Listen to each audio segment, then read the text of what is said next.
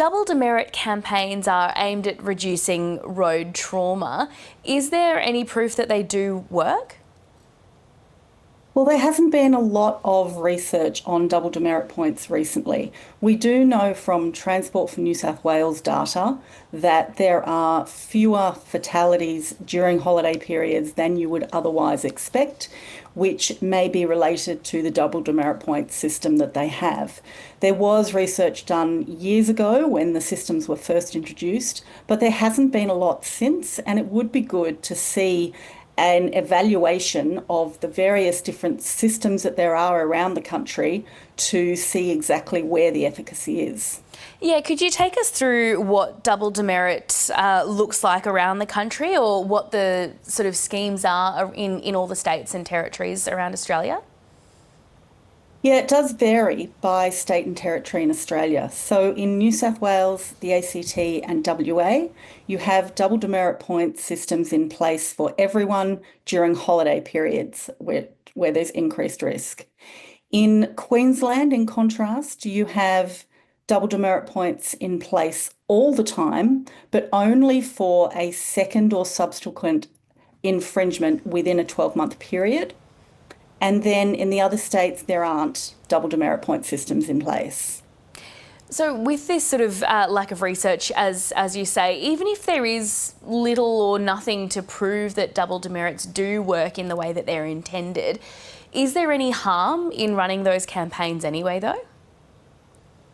Sadly, in this country, 3 people on average will lose their lives every day to road trauma, and 100 will end up in hospital with serious, possibly life-changing injuries. And over the last 4 years, those numbers tragically have been going up rather than down. So anything that we can do to raise awareness about road safety, to get people thinking about driving more safely, is going to be a good thing. The holidays are a period of increased risk. You have heavier traffic on the road. You have people driving long distances, perhaps to unfamiliar locations. Perhaps there's a caravan attached that you wouldn't normally be driving with. And then you get traffic jams and people who are tired and stressed. So you've got all the ingredients for increased risk. And we need to be thinking all the time about how to keep everyone safe on our roads. Absolutely. At the moment, these double demerit campaigns and other sort of road safety campaigns are really rolled out for significant holidays. Do you think there would be any benefit in expanding these sorts of schemes? Well, that would be part of an evaluation to look at the differences, for example, in the outcomes from the New South Wales ACT and WA system versus the Queensland system, for example. But there's a whole lot more that goes into it as well.